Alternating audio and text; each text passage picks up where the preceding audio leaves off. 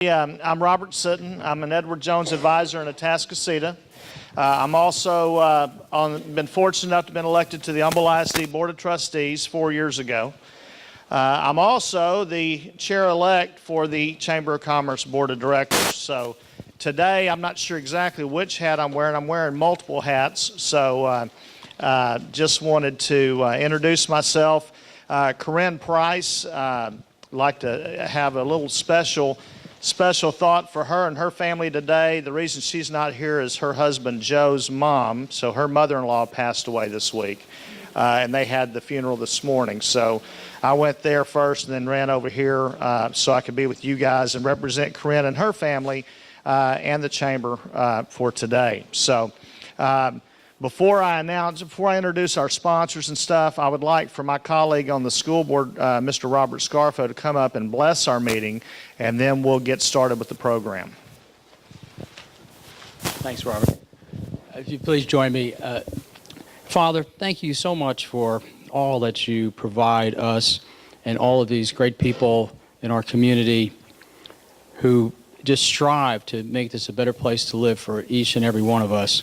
And especially in this season of redemption with Good Friday tomorrow and Easter on Sunday, that we keep that in mind, that all you've done for us through your Son. And we thank you for the food we have today, and again for all of these folks here. In your Son's holy name we pray. Amen. Amen. Thanks. Thank you, Robert. Okay, so let's get started. Our presenting sponsor is Kingwood Pines Hospital, and I'd like for Brooke Martin to come up. Do you have slides? There you go. Good morning to everyone. Here I am again. I'm just so proud that we can sponsor the Kingwood BizCom this year, and you'll be seeing us up again. I think it's in August. We have another sponsorship. Every time we come here, I try to re-educate you all about what Kingwood Pines does. And I'm not sure if you've been here before when I've spoken, because people that have been here before seem to really understand what we do, but I always want to make sure that you know. There's a flyer in front of you that on the front has all of our different levels of care. We are a psychiatric and substance abuse hospital that's literally around the corner from us here. And I wanted to update you on a few things.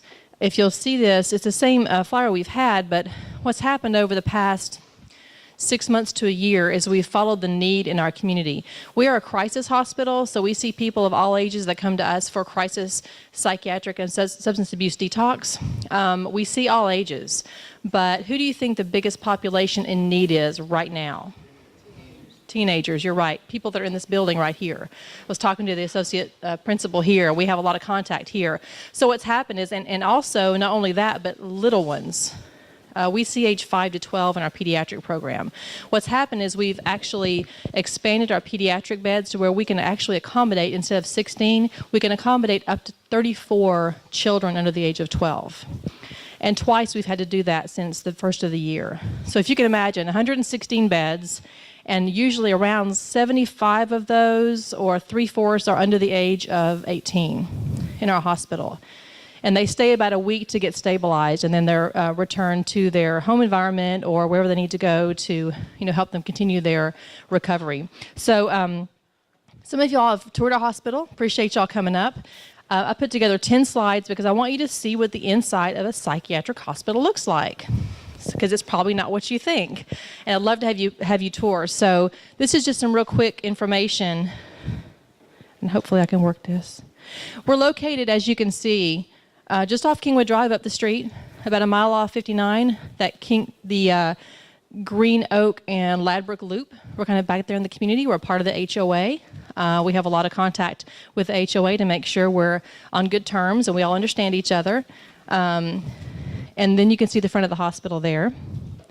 This is the aerial view. You can see the loop of Green Oak going around. Green Oak comes around here and up to Ladbrook. So you may not even know we're there if you've never actually been back there, but we're a fairly large facility. This is the inside of the cafeteria on the upper right. On the upper left is an outdoor area where the patients can go and have breaks. We also have smoke areas for those that smoke. And the outside on the bottom is an outdoor patio outside our dining room. Does it look scary yet? We actually do CEUs once a month for area LPCs and LMSWs, LCDCs. Those are the licensed people that treat our patients. Several months in a row, we've had between 70 and 80 people come to our facility from as far away as Beaumont to get this education. We do a lot of specific education for children, their behaviors, aggression, trauma, and things like that. So if you're ever interested in that, go to our website. You can get information on our lunch and learns. Anybody can come. You don't have to be licensed. It's great information to have if you need that information. Our upcoming one is on trauma model therapy, which is dealing with trauma in adolescence, which creates a lot of problems for adolescents who have gone through trauma. It's April 15th, the third Wednesday of every month. This is one of our outdoor areas off the children's unit.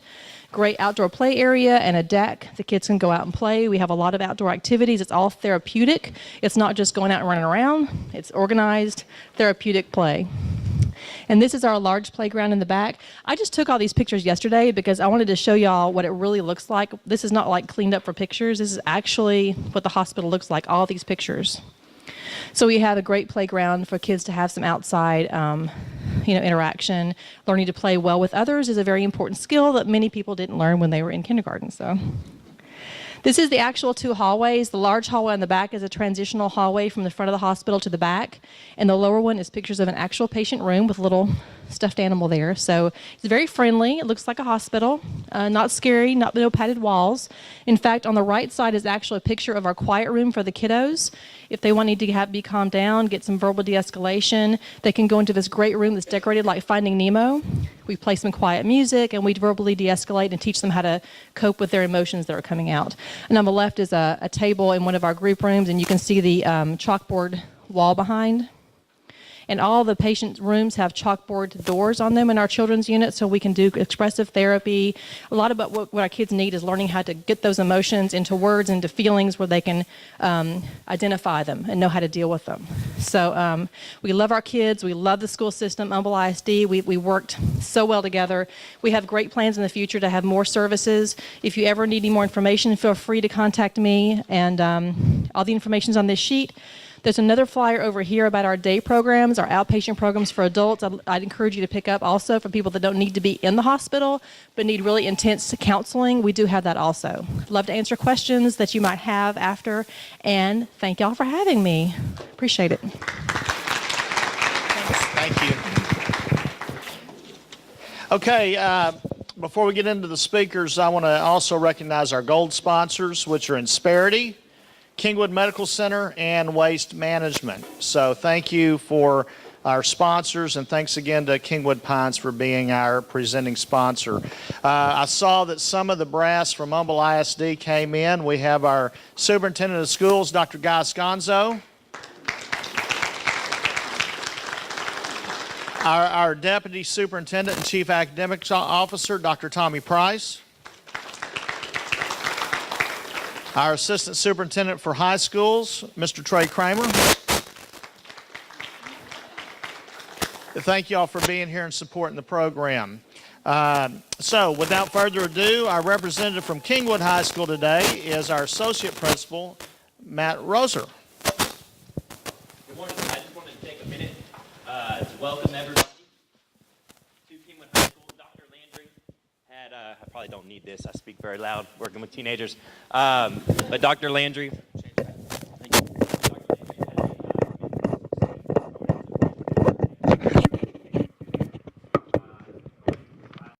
to teach them about educational courses. So a couple of things that are going on at Kingwood High School, just briefly. We had our speech and debate group travel to Harvard and place first there. And so a very prestigious tournament. We had state, Lexi Lupton get first at state for swimming. So we have a lot of athletes and academic things going on. But, you know, over and above all, I told a couple of people coming in this week, we have state testing going on. On Monday, we had our EOC test and for English 1, and just yesterday for English 2. We had EOC, so if you see any students walking through the hallway with big bug eyes, that's maybe what it's from. And also they have a pretty big coming up. So just wanted to introduce myself. Again, my name is Matt Roser, and welcome to Kingwood High School today. Thanks for joining us.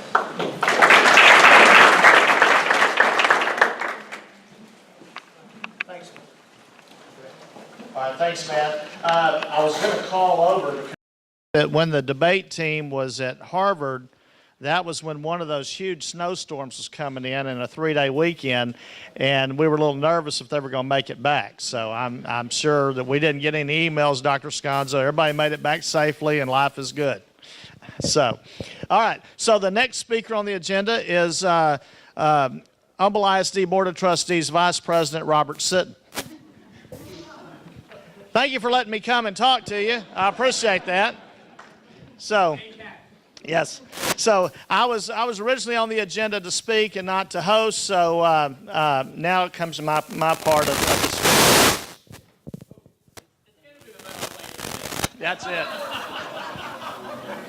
It jingles every now and then. So that's right. Well, thank you. Thank you. So what they asked me to talk about was some of the growth, or a lot of the growth that's occurring in our school district. And so just so you'll know, over the next 8 years, we're expecting additional 13,500 students in Humble ISD. That will get us in the neighborhood of 52,000 students. We don't have enough facilities to handle 52,000 students. So let me kind of give you a little bit of breakdown of where we're at from a financial standpoint, from a facility standpoint, and what our plan is going forward. We have, from the 2008 bond referendum, partly because of fiscal responsibility and partly because of the downturn of 2008, we were able to get a lot of things done a lot cheaper. So we were able to save $155 million worth of unsold bonds. So that's money we had sitting back in the closet, so to speak, waiting for this day to come. We are selling $101 million worth of bonds this month. And that money will be used to buy the properties for 6 new schools. So I can't tell you exactly where those properties are, but I can tell you that we're under letters of intent with all but one of those properties right now, and the other one should be on board within the next few weeks. So once we close on that property, then we can go public with exactly where those locations are. I can't neglect telling you where all that growth is coming from. Most of that growth, I should say, the Lake Houston Parkway, Beltway 8 corridor, that kind of triangle there. We also have a lot of development going on here in the back of Kingwood. So we're not forgetting about that, trust me. So what the board did is we have authorized Dr. Sconzo and Dr. Brown, our Assistant Superintendent for Support Services, to initiate a full facility study throughout the entire school district, from rooftops to flower beds. What does every campus need to bring it up to where it needs to be? You may remember a few years ago we authorized an elementary unifier study to look at all of our older elementary schools and what do we need technology-wise, paint, whatever, to get it back to where some of those newer campuses are as well. So when that facility study is done, you know, we're looking, and I don't know, don't hold me to campuses, but I'm thinking older campuses like Kingwood Middle School, for instance, Foster Elementary, some of those type campuses that really hadn't had a lot of attention over the years, I can see some major renovations on some of those campuses. But when we get that utilization study done, we will know exactly, it'll be kind of our playbook, our roadmap for the future of what our facilities need and how do we plan for that accordingly, spending our money, spending your money going forward to make sure every student in Humble ISD is getting the same quality education in the same quality surroundings that the new move-in people are getting. Okay, so I really want to stress that we're not forgetting about this side of the river, that we know that we have older campuses. We know there are needs here, and that's what we're going to use some of this money for in the beginning, to do a full study to see what those facilities look like, what their needs are going to be, and how do we go forward with making sure those needs are taken care of at the same time. So right now we're looking at elementary 28, 29, and 30, middle schools 9 and 10, and high school number 7 over the next 8 years.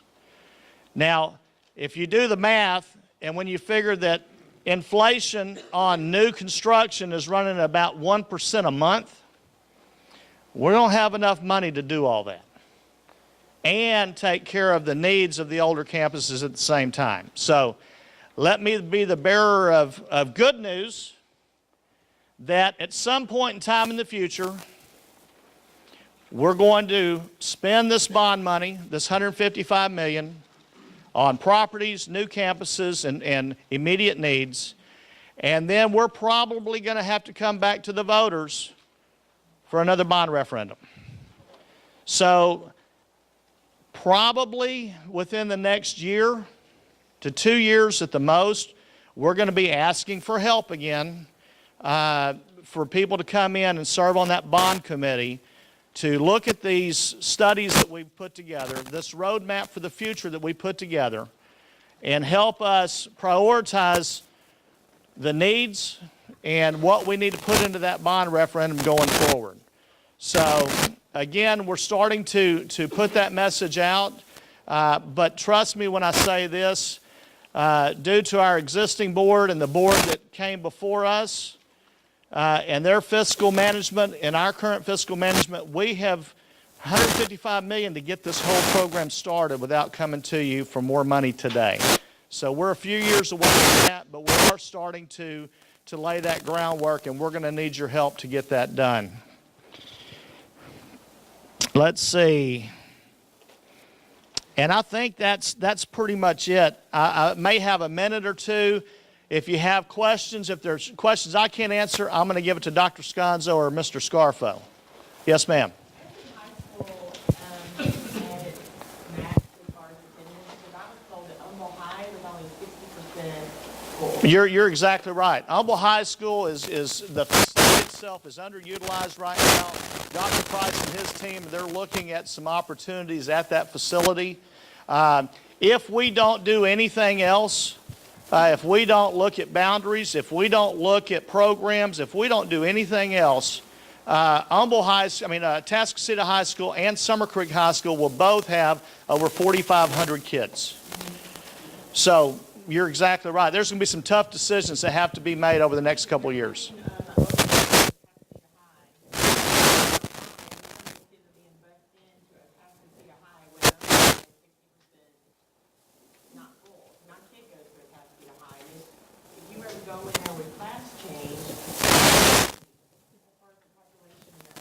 Yeah, I agree with you 100%. And here's the thing. 2 years ago, the boundary issue came up. There was, I'm not going to say it was presented, let's put it this way. There was a lot of backlash on the boundary, so there wasn't a full committee done, a full study done with multiple options. So that is going to be the next thing that happens, is looking at boundaries, and that's why you're seeing some of that overcrowding, because the boundaries haven't been looked at in several years. And so it's tough. It's one of those things that people don't like to talk about, but that's why you elected us, is to make those tough decisions. And so I foresee a boundary committee coming up fairly soon, like as soon as June, to look at that aspect. Because quite honestly, and I've said this in several of these meetings, there is no way in the world that we can go to the voters and ask for another bond referendum that includes a new high school when we have a high school that's basically half full. So we recognize that, we understand that, and that's the first thing that has to be taken care of, because a bond like that can't pass. And I wouldn't support it if we haven't fixed our boundary issue. So we're totally aware of it. I have one son that graduated from Humboldt, one graduated from Atascocita. I live in Eagle Springs, so I definitely see the congestion. Absolutely. Anybody else? Time's up. You told me 45 minutes. Or did you mean 4 to 5 minutes? Okay. I always get that confused when you give me a microphone. I will be around, but so will Dr. Sconzo and his team and Mr. Scarfo. I know Nancy Morrison's in the audience, and she's running for the school board this year. And so, lots of wealth of information here. If you have questions, we'll still be here. Okay? All right. Well, welcome to Kingwood BizCom. I'm glad you're here. Let's move right on with the program. Let's see our next speaker. Oh, next speaker from neighbors to the south, Generation Park. We have John Flournoy, Director of Sales and Leasing from McCord Development.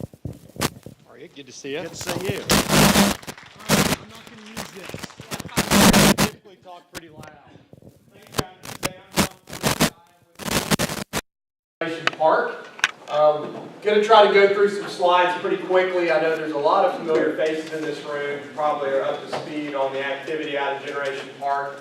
So excuse me if I just kind of click through them, because I'm guessing a lot of you here would probably like to ask more questions than look at slides. So we, being McCord Development, were the original developers of Summerwood. I don't know, show of hands in here, who knows Summerwood? Probably all of y'all. We started acquiring land in northeast Houston on the Beltway, on what was become the future Beltway, about 30 years ago, and now own 4,000 acres. Our property starts kind of pretty much to the south of Summerwood, and we have 2.5 miles of Beltway frontage. This does a good job of showing our location and proximity to both the airport, the port, and downtown. As you can see, we're centrally located. Again, we have 2.5 miles of Beltway 8 frontage. And this is familiar to y'all where all the growth is happening. This is Westlake Houston Parkway. This is a cool slide I like to show people, showing the residential growth that is forecasted in the Houston area from 2010 to 2040. I typically, folks in here know why, so I'll just cut to the chase and not ask the question. What's happened is the Beltway was completed from 59 to I-10 East back in February of 2011. And with that, the access to this area of town is essentially unmatched in terms of being 10 minutes from the airport, 15 minutes from the port, 20 minutes from downtown. Back in the day before the Beltway was completed here, the toll road was completed here, it took 20 minutes to get to the airport, 30 minutes to get to the port, and 40 minutes to get to downtown. So logistically, this area, both for folks commuting and residents, as you're seeing now at Westlake Houston Parkway, is becoming more and more attractive to home builders, but also to businesses that want to locate in the area, because for the first time, they can get around Houston very easily and all the major logistic hubs in the area. So FMC Technologies is our first big win out of Generation Park, our first large corporate headquarters to locate at Generation Park. They acquired 173 acres a few years ago on Beltway 8, and if you haven't been out there recently, they are under construction. They're building on 70 acres of their 173. And on that 70 acres, they're constructing over 1 million square feet of facilities.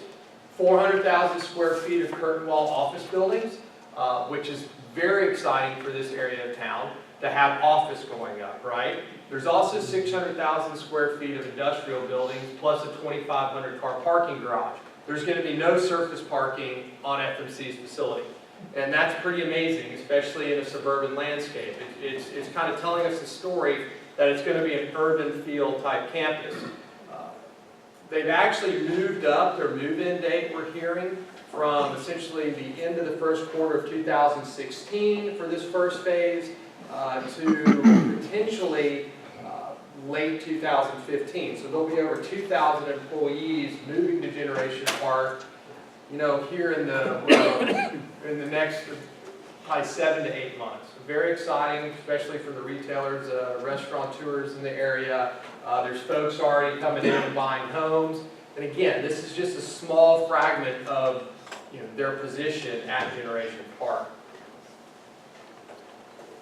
So I like to show this map just to give you an idea of really how big Generation Park is. It's hard when you're looking at a map or you're talking about 4,000 acres to say, oh, you know, that's pretty big place. I don't really know what that is. We look at the airport. We all know the airport's huge, and Generation Park is almost the same size.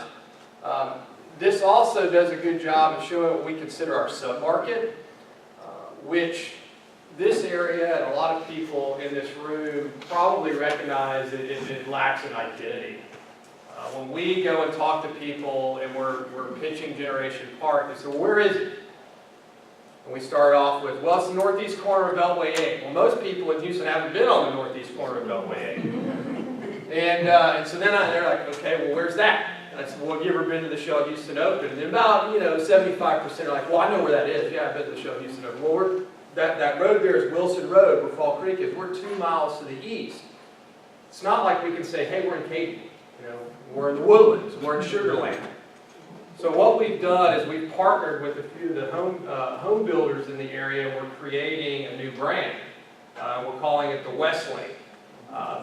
Be expecting to see some brochures and marketing material and videos and billboards released here in the next few months. We're still putting together our plan, but it's been funded, and we are out there actively doing our branding and are real excited about branding this area Westlake.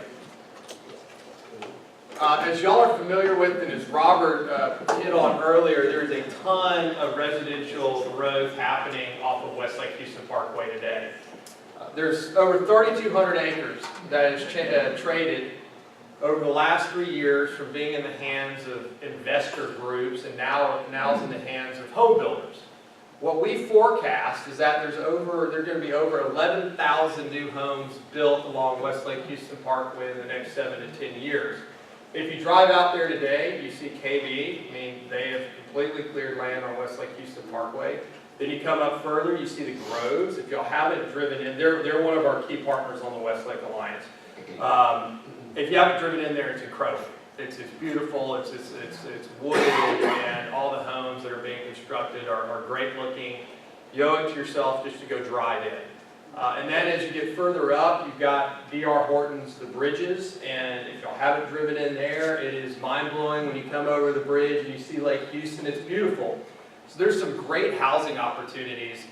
What we look at, we call the residential runway for corporations wanting to move to our area, that they can offer great residential to their employees close to where they work, and that's a key selling point that helped us win FMC. This is a neat slide. Our responsibility as a developer of Generation Park is delivering the infrastructure. So we put the water, we sell the land, and we put the water, power, sewer, roads, drainage, and detention in for these users of Generation Park. This is a 55-acre detention basin at the southern boundary of Generation Park, which you can't see unless you go on Google Earth. But just wanted to show you this overlaid on a Houston landmark that gives you really a feel for the scope and size of our detention basin that we're digging. Let's see here. So that's Reliant, and that's the Ashford. So it's pretty massive, and when we did this, we were really blown away by the size. The ESPA, it's a 52-acre mixed-use office development that we're building next door to FMC. It's part of Generation Park. And we're going to bring in office users, hotels, restaurant, and other practical amenities that employees are going to need throughout the day, like healthcare, fitness, child development. We're real excited. We're energizing this 22-acre quadrant, this northern parcel of the ESPA. We are about to land 2 new hotels, a select service and an extended stay, likely a courtyard and a residence inn. We recently sold a 6-acre office site, which is awesome news. Again, it's office, it's not industrial, 160,000 square feet, phased over a couple of years. It's an office location moving up from the port, and then they're closing down an office in Connecticut. And then we're working on a number of other transactions over in this area. So the ESPA is coming to fruition quickly. This is a new bridge, just shows you the level of infrastructure that we're putting in, the standards above the norm for the region. This is if you are at Summer Creek High School and you are heading west, this is the bridge that we've built over the drainage canal there. It's going to be lit. There's some blue Generation Park LED lights on this side and then some white ones on this side. You can see all the cool looking pavers. It's a wide sidewalk that's going to ultimately connect to the ESPA. And then we have our West Lake over here, and there'll be connectivity down here to the West Lake, which is going to have a mile-long walking and hiking trail. So with that, I know I'm up on time, but just a little update on the activity, and I'll get out of the way.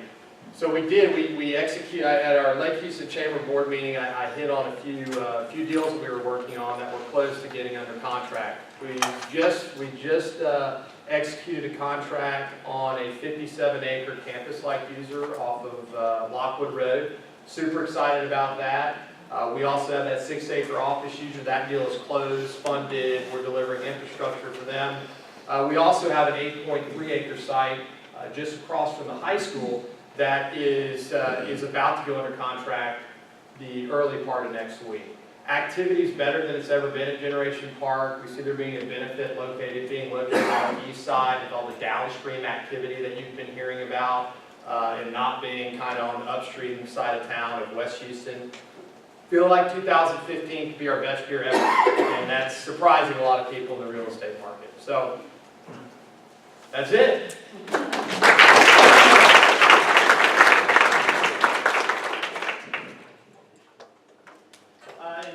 Just so you guys will know, we really are grateful to have Generation Park come into the community and all what they're going to be adding to the community.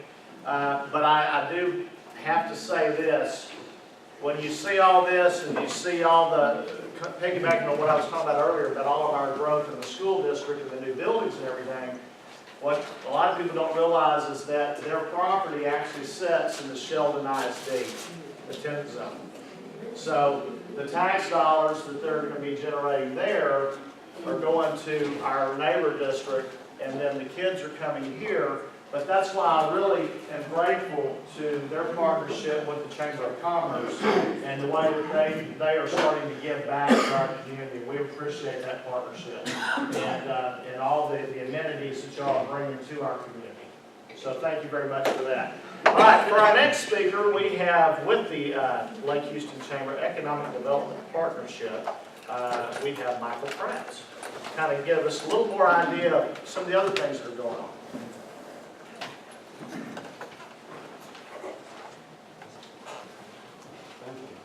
Thanks.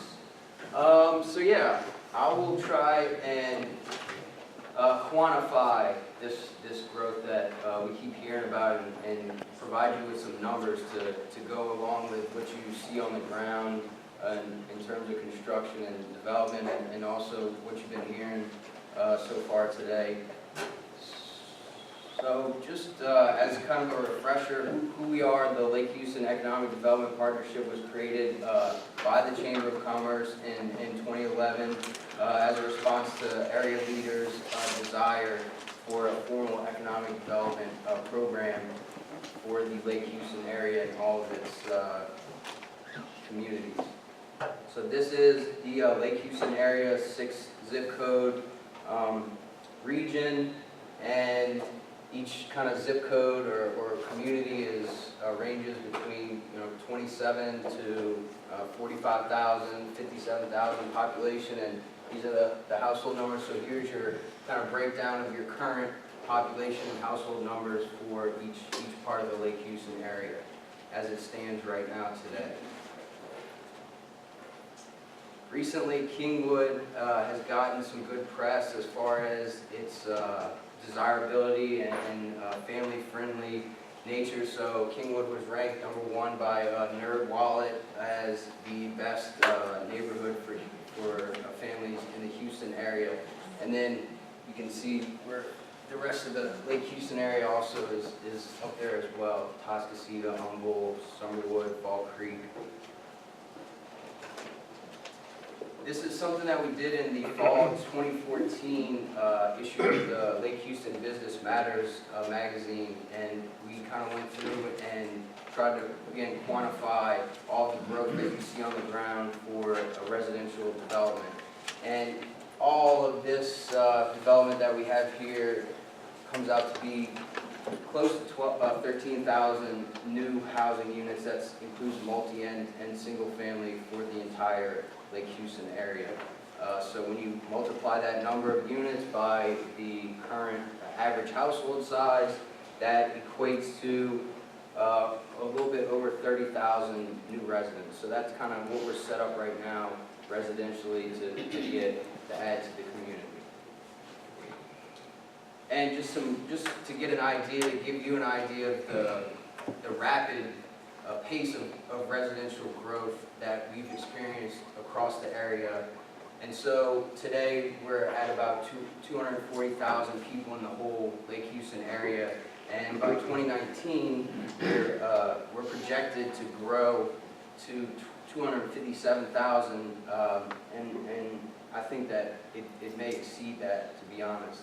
Because when you look at all of the, like I said, the units and the household size, 37,000 residents, and if you just do the simple math, that equals 277,000 residents, not 257. Now, all of those units probably won't be, or maybe they will, who knows, depending on other factors and how quick those can get built and filled out. But let's say they are built and filled by 2019, we'll see a population of 277,000 residents in the entire area. So drilling down and just talking about Kingwood, 77345 and 77339. This is the historical population growth that we've seen, and again, still in this projection for about 6, 7, 8% growth over the next 5 years. And we know that that's probably going to be higher than that. Obviously, Woodridge, Forest, and Brookwood, which is closer to McClellan, Sorters-McClellan Road on the west side of 59, is not in the boundary or the limits of Kingwood or Humble ISD, but it's still going to be new housing in the area, more cars on the road, more traffic, more people going to work every day, more people shopping, so it will have an impact on Kingwood. So that's kind of the number for 77339. Right now, it's set up to gain about 9,000 new residents, 3,200 total units. Like I said, that's multifamily and residential.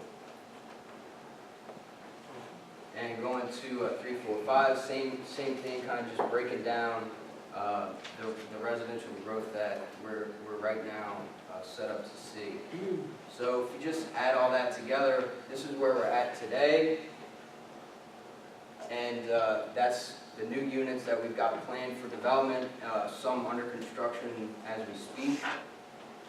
So for 339 and 345, you're looking at about possibly double-digit population growth, well over 10% for the whole area by 2019. And kind of just going along to add some context, with the residential growth, you got to have things to service that residential growth, so we're getting good commercial development, as John just kind of hit on, and we've been getting some good press. And just a side note, in this article there was a column talking about no clear identity, so I went ahead and reached out to the author at the Chronicle of that news article, and so we're trying to work with them to try to help promote and market our identity and try to help educate folks around the rest of the Houston area about the identity of the Lake Houston area. So here's just a list, some short list. Kingwood Main Street at Kingwood Drive and West Lake Houston Parkway is not on this list, but that's gotten a lot of press recently.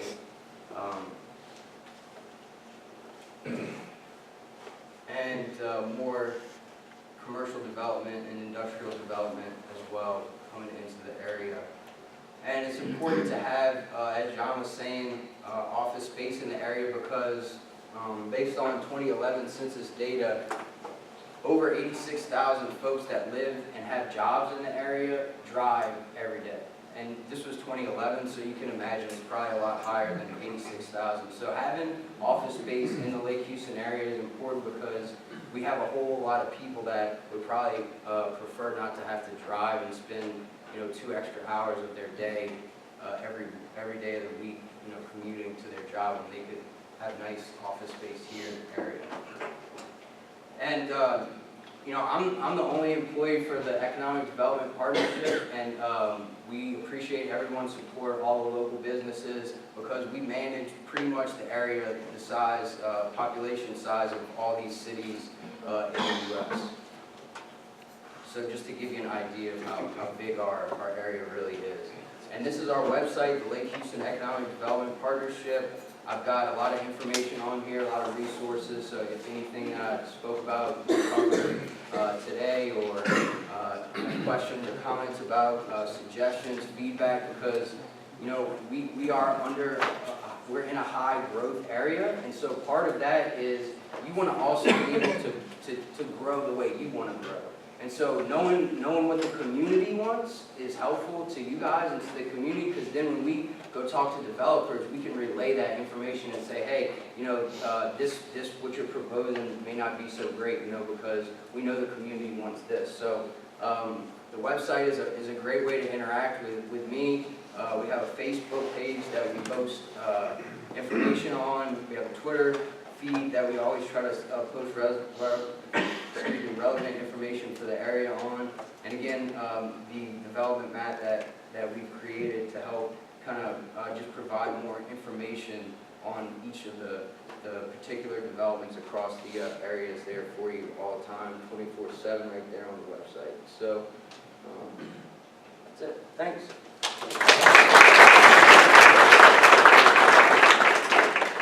Thanks, Michael. And take down this website, LakeHoustonEDP.org. Tremendous amount of information and some really neat tools in there. And if you have questions, give Michael a call at the chamber office, and he can walk you through that. Fantastic tool, though. All right, our next speaker, Kelly Paul, with the village. She's the Village Community Relations Director, and I believe she's going to share about a new project, Planet Village. Is that correct? All We right. just want to bring Chrissy up here with me. All right, perfect. Christy Williams with Planet Ford, Planet Dealerships. So Let me see if I can am up here presenting on behalf of the board of the village. Can you all hear me without the microphone? Yes. Good. So I wasn't planning on being here. Kim was going to be here. She had to go out of town. But I do want to talk about Planet Village. It's our new joint venture with Planet Ford and Randall Reed's vision to create this great program for the adults with disabilities, which is what the village does. So unfortunately, I'm going to read a little bit. I'm sorry about that. But Planet Village is a vision of Randall Reed, which is a joint venture with the Village Learning Center. And through his affiliations with the Humble ISD and the Mosaic programs and Best Buddies and the Village Learning Center, he's realized the need for quality programs for these individuals with development disabilities in our community. He has spent countless hours with parents and families when he recently just took 70 Best Buddies to Disney World last year. And he learned firsthand the needs of these families who struggle with raising a child with development disabilities. In a state that's ranked 50th in the nation for providing this kind of support. In order to fund this concept, Randall and Chuck Kramer, his partner at Planet Ford, are in the planning stages of building a 16-bay quick lane just up off of 59 and Porter. And they've committed at a minimum of $1.5 million a year for 5 years for the net profits of that business to coming to this project, Planet Village. Wow. Their hopes are that the quick lane business will be operational within the next year. Randall's ultimate vision for the other businesses to take the challenge of doing the same and help support initiatives for their local communities. And he feels it would be a win-win for everyone, as he believes that the community will eventually support businesses that make giving back a priority. To date, we have a contract on 10 acres of land, and it's off of Will Clayton Boulevard in Humboldt, just past the convention center, and it's been placed under contract. Over the next 5 months, we're hoping to raise $1.4 million to purchase this land. And since Humboldt is in targeted areas, unincorporated areas of Harris County, for development, we believe that funding can be attained from the federal government through community development block grants. In addition, Randall is approaching the Ford Foundation to help seed the grant and begin with the project. The project, as it is planned now, will be built in 3 phases. The first objective is to build a thrift store. So we've got a slide up here, and the first phase is this part down here. This is the whole track, and the first phase will be the thrift store. The thrift store is what will, and the thrift store is going to start generating the funds to sustain the project, and then phase 2 will come in and include educational, recreational programs where they will provide day habilitation, school programs, after-school programs, childcare, and the vocational and training programs. So we have vocational programs now in place to help clients get jobs in the community. And then phase 3 will be the housing piece back in the back. And the housing is going to be assisted living, independent living facilities for individuals that qualify with their disability. We have the schematics, which is the slides that I have here, and the next slide in a moment. And Randall is committed to this. From what I understand, his plans are to be completed with this in the next 2 years. The Village Learning Center's responsibilities is to first raise funds that can be used for the project. Secondly, we are to look at the curriculum and try to develop a better programming and opportunities for our clients. Randall and our team are meeting with educators from Humboldt ISD, Mosaic Program, and Best Buddies to help us, guide us in creating a great program, perfect program for these individuals. So his vision is to, at the end of building this state-of-the-art facility, is to actually recreate that in other cities of Houston, because the need is so huge here in our state.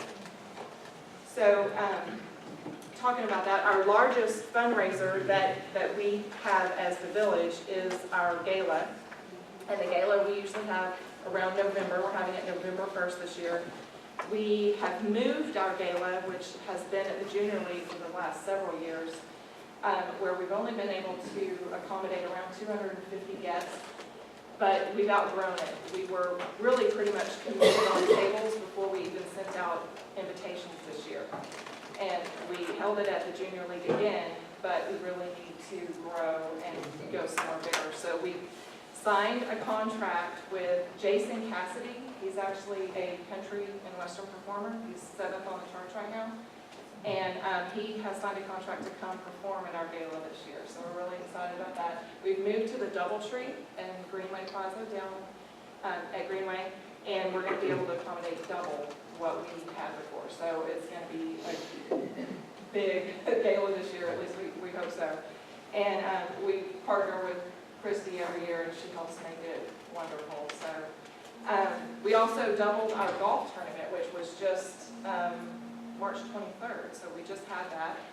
And we doubled it this year, and it was a huge success. So we were able to still be at Tour 18, but we doubled the field because we had an AM team play, and then we had PM teams play. And we were very successful with that. It probably made double this year as what it made last year. So we were really excited about that. So, but I did want to thank you all for having us come and talk about Planet Village. If you guys have any questions, I think I have a little under a minute left for me or Christy about Planet Village. Will you keep your current village location? Yes. And this is an addition, so that you're not moving? No. The need's so great that there's not enough places for. Yeah, we're growing not only with the Planet Village and growing that area, but we're also purchasing other buildings in Kingwood. We should probably say we just got another $4 million grant from the city to buy another building because the need is huge. I mean, we need childcare, we need care for programs and development of these individuals.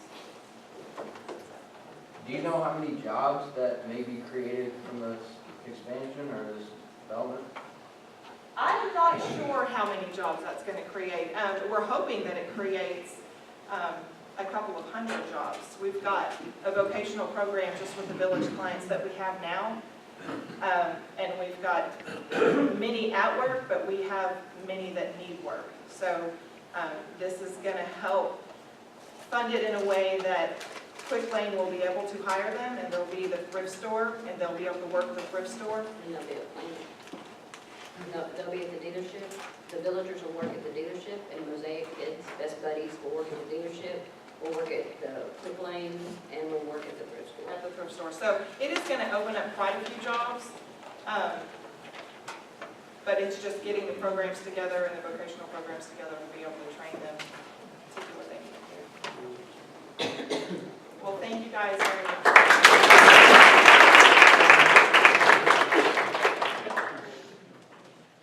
Just to piggyback on the Planet Ford and their involvement in our community, I'm glad Christy's here. You know, along with stuff like this, that's so impactful to underserved citizens in our community. Also, on April 10th, for the third year in a row, yeah, it's the third year in a row at the ISD Education Foundation Gala. Oh, yeah, third year. Planet, yeah, put you on the spot.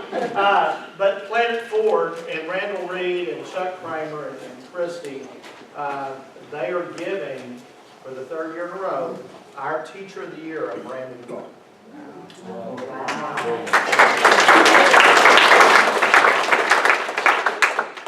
Covering all the maintenance costs, everything.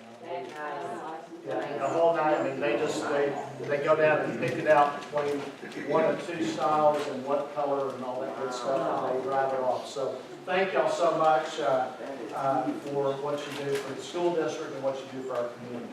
So thank you. So let's move on to our next speaker, and they have they've been talked about quite a bit today, and that's our Mosaic program. And my life was opened up to this about 3 years ago and fell in love with what they do over there. And without further ado, Geraldine Sullivan.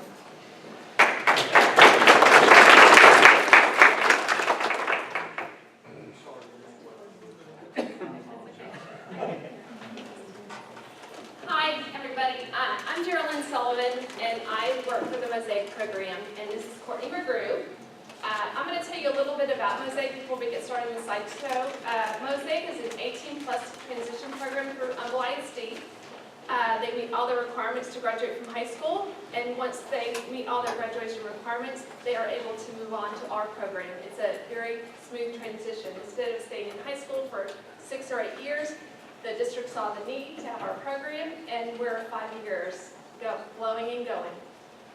Our numbers are very, very quickly changing. We're expanding very quickly. We started out with 22 kids. As of this year, our 5th year, we have about 80 students in our program. We are home-based at the Cambridge School. Behind the CLC is right behind. And our principal is Tammy Harlan, and she oversees our program. And we also kind of rent a wing over at Humble High School since our numbers are so large. And also Rachel Frazier is our lead teacher, of our program.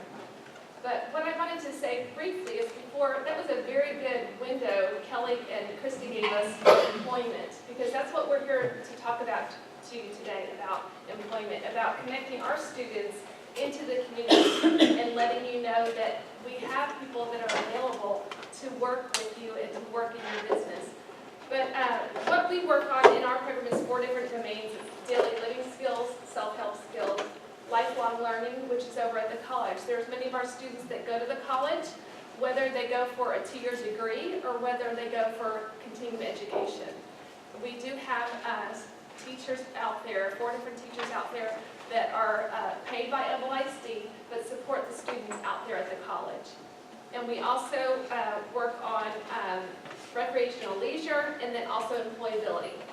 So Courtney's going to kind of follow, her and I are going to kind of tag team this slideshow, but just to let you know what opportunities that you have and how we can connect you with some employees.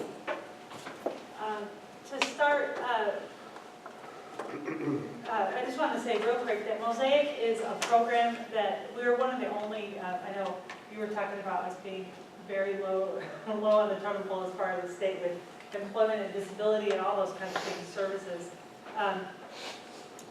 Our state has very few 18-plus programs. It's a very tested program, and it is best practices for districts to have 18-plus programs. And we're really lucky in this district to have the great one that we do. I think with employment, the biggest thing to think about is how did we all get to where we are? We all have our careers, but we didn't hop into those careers one day, which is a lot of times what we expect our students with disabilities to do. Most of us we identify with our careers, and that's really, really important to who we are and what we do. And so we want to give people with disabilities that same opportunity, and it's a very untapped resource for employment. 72% of non-disabled adults are employed, and this is 2011-12 data. Only 32% of adults with disabilities were employed then. And that's, as you can tell, a huge problem. I'm not really sure how to get that video to play.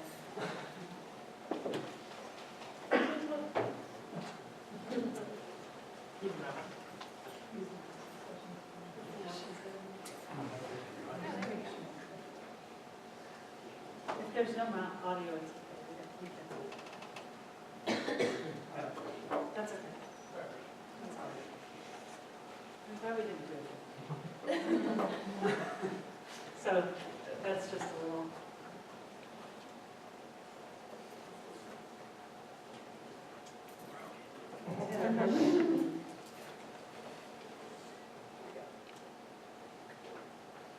So, talking about employment, and one of the reasons that,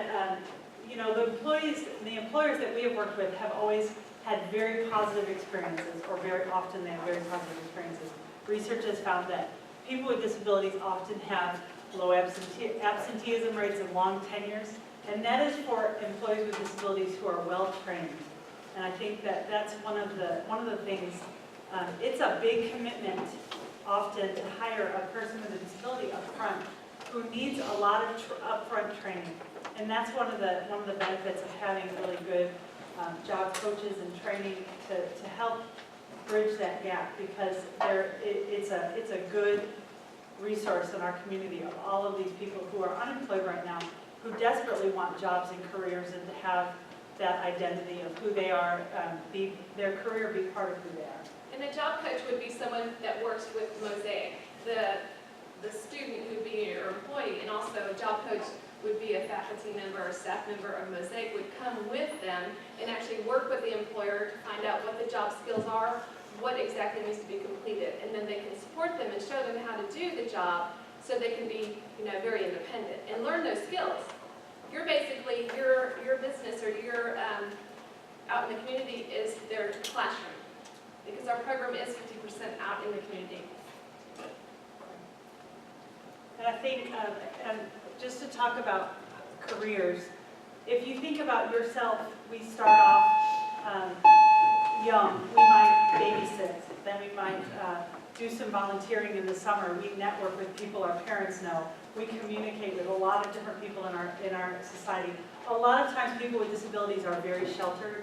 They don't have a lot of communication, and they're not in the community as much. They don't get the experiences that everyone else gets. So oftentimes in our program in Mosaic, we'll have a young adult come in and say, what do you want to do when you grow up? And they say, I want to work at Walmart. And that is maybe where their job site was in high school. They don't have those same experiences that we have all had to be able to network and figure out who they are and what they want. But they are just as valuable a member of our society as anyone else. And so I think that one of the things that we try to do is look at globally, who are you? You have been in this classroom where logistically we can't go out in the community and practice those skills and do all those things. In Mosaic, They come to us and we are out. We're in the community, you don't see us everywhere. We're practicing communication, we're practicing advocating for yourself. We have a young girl who has cerebral palsy, who uses crutches. And I noticed the other day, she doesn't ask for help. Attention seniors who She's attended so Bear Branch adorable Elementary School, that there's people- an additional we were riding scholarship Metro the other day, opportunity and she's so available adorable that through people will just the Bear automatically Branch come up to her and say, PTA. "Do you Ms. need Houston help?" has the applications in her office, room 1030A. Come by and pick one up. The completed application is due back next Friday, April 10th, so you only have a week. Come by and get your application. Thank you. How we can help, and for the paid employment, we work with businesses essentially to help the businesses hire individuals with disabilities. So we will come in, find out about the students and what their skills and interests are, and then we talk to the employers to find out what their needs are and what skills that they need in a really good employee. And then we work together to try to find a match that is a win-win for the businesses and the individual, to try to train them and give them what they need. We have lots of different places in our community that already work with us to give field experiences, volunteering experience, all kinds of things to give our kids those kind of experiences that will lead to a good, solid career where they don't have to be unemployed for the rest of their lives. And these are some of those businesses. And then finally, this is businesses that have hired our students with disabilities, including Danny Sullivan, who's here right now. He has a young man who's wonderful and who has gotten a lot of training and has really learned so much about working and employment, and it's incredible to see how far he's come. Because he had the desire. When I met him 2 years ago, he had the desire to own his own body shop. Well, I was like, oh, I happen to know somebody that did that. So he was placed here last year on a very short-term internship, but then, with his skills, but also with the job coach, Danny actually hired him because he saw the need also, because you have to have a need. This is not a pity job. It's just something that they can actually learn skills, and at the end result, hopefully you'll hire them with our support and also government support after that. But anyway, the student that works with Danny and works for us, he is actually doing wonderful and graduating this year. And he's worked for a year and a half. He's actually become a real vital part of our team, and I would not trade him. They're going to do a great job. But I just wanted to tell you, if you have any questions or if you're really interested in being an internship or have a job opening, we have our cards up here, and just let me know. Thank you for your attention.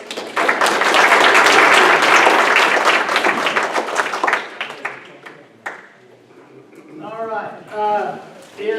Did Jim Clark make it? Okay, perfect. Okay. So our last speaker is Jim Clark. He's with Montgomery County Commissioner Precinct 4. Transportation priorities for Montgomery County is his topic. So thank you for being here and sharing with us. All right.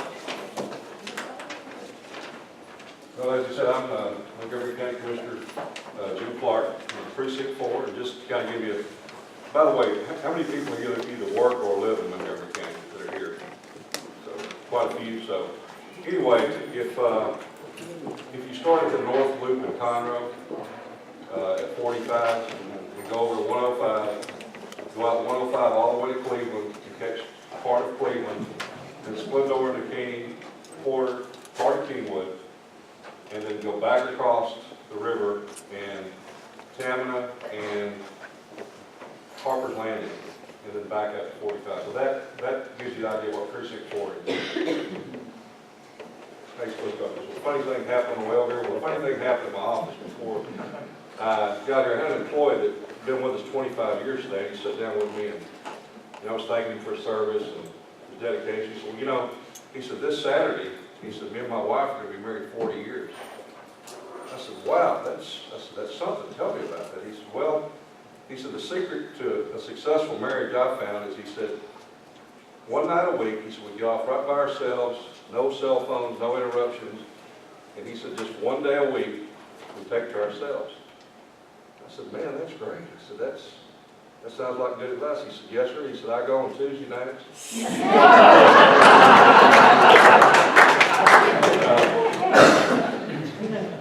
I'm not going to try that at home.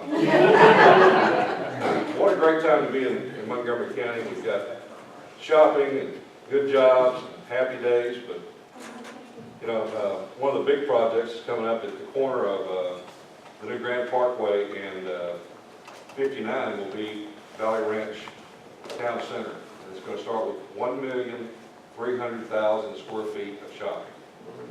And a word of it is 85% of that is already spoken for and ready to be leased as soon as it's built out.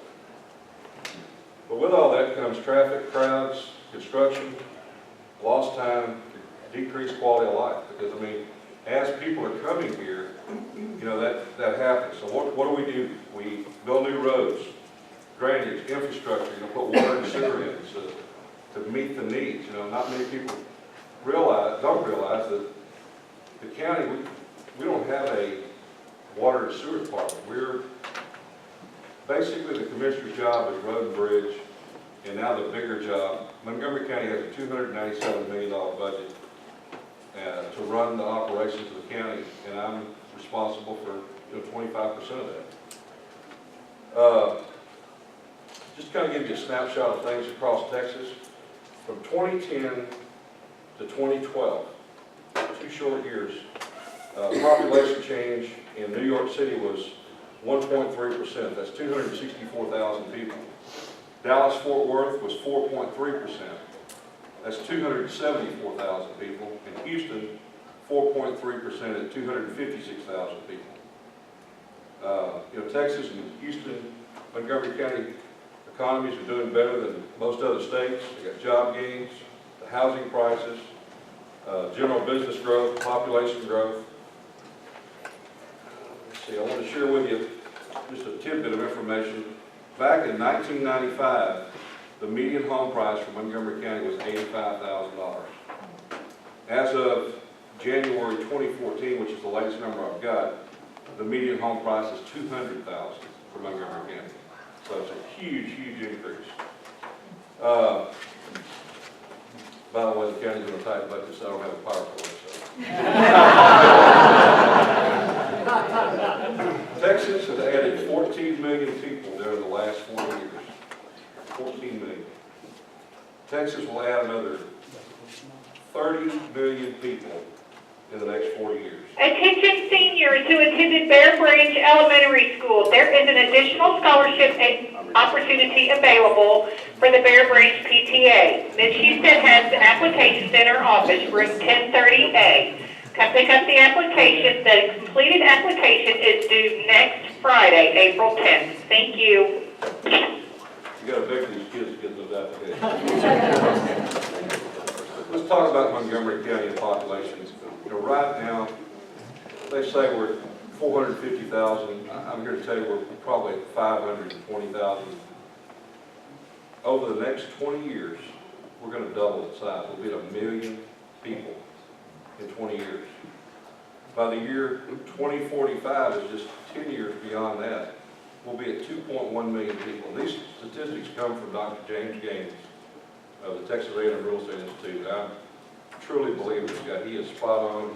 He's a genius. So it's going to be insurmountable. I mean, we're so far behind right now. One of the main reasons I'm here today is to talk about, the roads and the transportation. And we're got a $350 million bond issue.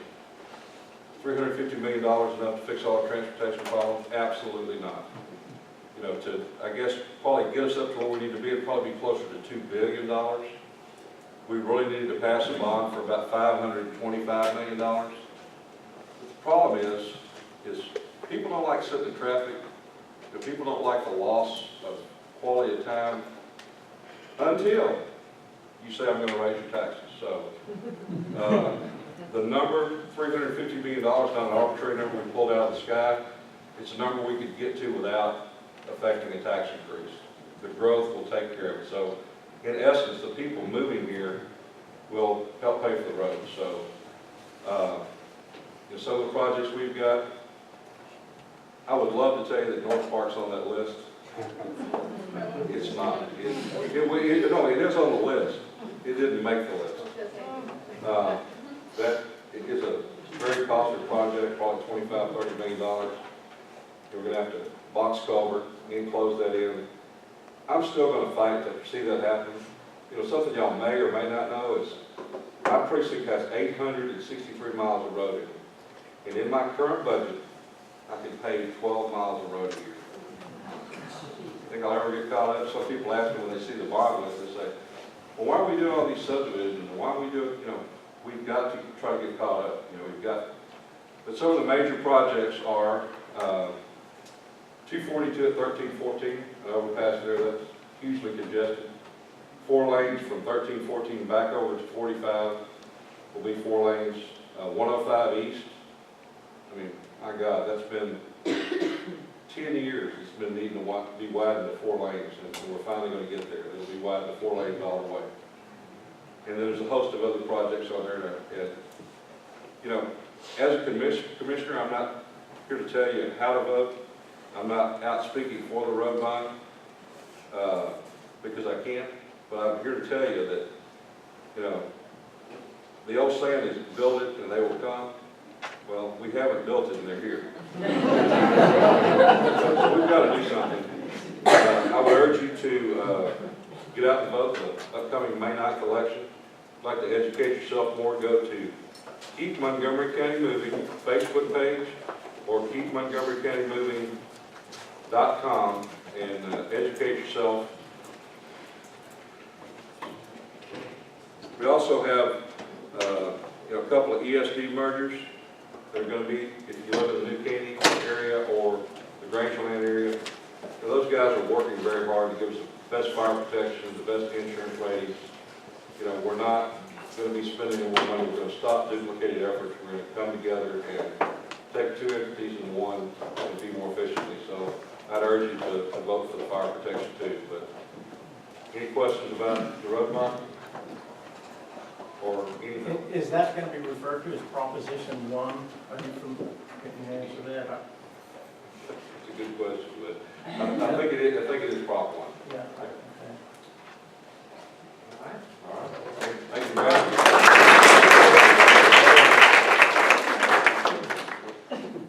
Commissioner Clark, because you do have a nice section of our community, you're welcome back anytime you want to come.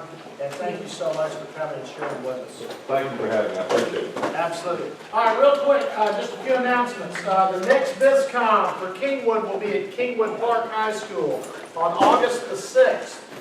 August the 6th, Kingwood Park High School. The final meeting of the year will be back here at Kingwood High School on December the 3rd. August 6th, K Park, December 3rd back here. Let's see, Kingwood Farmers Market, presented by Amegy Bank every Thursday at Town Center Park. On April 9th, 7 p.m. at Atascocita High School's Performing Arts Center, we're going to have a candidate forum for the school board trustee election coming up. So get informed, please show up. You'll get a lot of good information, a lot of great information at that forum. We have 3 seats that are up. We have 2 that are contested. And so I would urge you to get educated. Yes? What was the date?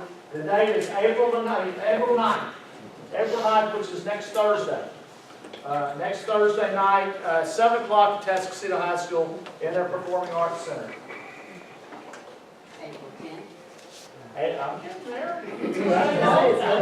Hold that. So then the following night, April 10th, will be the Humble ISD Education Foundation Gala, which will be held at the Humble Civic Center. And again, as we mentioned earlier, Planet Forward, great, the 3rd year in a row, is giving our Teacher of the Year a brand new car. So a lot of money being raised for the foundation that night. April 21st at 11:30 a.m. will be the Chamber Luncheon, which is the State of Education Luncheon, and that will be held at Lone Star College, Kingwood. And then on April 28th at 8:30 a.m., our Small Business Academy Seminar, Winning the Battle Against Negativity. Will that be at the Chamber office? And that's actually at Atascocita Volunteer Fire Department at their training center. Okay, that's at the new training center for the Atascocita Volunteer Fire Department, which is on Timber Forest Drive, across from Timberwood Middle School. Do we have any other community announcements that did not get put on our list that you would like to make today? Yes, ma'am. Hi, I'm Carol Poston. I'm the St. Mary Magdalene School, and we're new to the Chamber of Commerce. We're excited to be here and to be a part of the Chamber. Just want to let you guys know that we are doing a gala ourselves. We're growing just like public schools are, and that's going to be April 25th, so we totally love y'all's participation to help us out, and information can be found on our website. Perfect. Thank you, and welcome to the Chamber. Thank you. Anybody else? My name is Dwayne Johnson. I'm the chief down at Fall Creek area in Generation Park. Looking forward to it. My wife and I, we bring LeaderCast to the community. This year is May 8th. It is going to be hosted again at Second Baptist Church in Route 59 in Kingwood. It's a one-day leadership conference that's called Chick-fil-A LeaderCast. Before that was John Maxwell's Maximum Impact, if you remember that. It's a once-in-a-lifetime chance to get in on a telecast of the live event that goes on in Atlanta. So at a fraction of the cost, you come here. Speakers this year, Amy Stanley, Ed Catmull, Seth Goodwin, Rudy Giuliani, Bill McDermott, lots of people. And it's just a one-day thing from 8 to 3:30. Got flyers, catch me at the door. Love for y'all to come. If you want to learn about leadership and how to do amazing, it's great to come. Perfect, perfect. Yes, ma'am. Jill Todd, Lone Star College Kingwood Career Services. We're having a job fair on May the 13th. If you have jobs that you want to fill, full-time, part-time internships, please catch me. I'll be around here. I'll give you a card, and we'll get you in. It's free to participate. Thanks. Perfect, wonderful. Anybody else? Yes, ma'am. Gina Bear with the Boy Scout Special Needs Program. I just wanted to let you know we're having a color run involved in the community. May 2nd, have flyers for you. Thanks for Chick-fil-A and a lot of other sponsors for sponsoring this. Okay, wonderful. Anybody else? Dr. Sconzo, our election is May the 9th? Correct. Yes, so election day for our local election for City of Humble and Humble ISD trustees is May the 9th. Forum is on April the 9th. So again, get educated. Please show up and vote. We only have about 2% of our population show up for a school board election. And we have a budget of over $300 million, folks. You've already heard about the growth. You've heard about some of the issues, some of the challenges. If you're not informed and you're not engaged, it makes it real difficult for us taking care of your needs. Okay? Once again, I want to thank our presenting sponsor, Kingwood Pines Hospital. Our gold sponsor, Prosperity, Kingwood Medical Center, and Waste Management. And our lunch sponsor, Firehouse Subs. Anything else? I just wanted to remind everybody, the candidates forum, if you're not able to make it on April 9th, we are live streaming it on TexanLive.com. And it'll also, we'll have it on the Chamber's YouTube channel, and we'll have it on the district website too. So if you want to go watch it after, if you can't make it, please watch it and get to know the candidates that are running for school.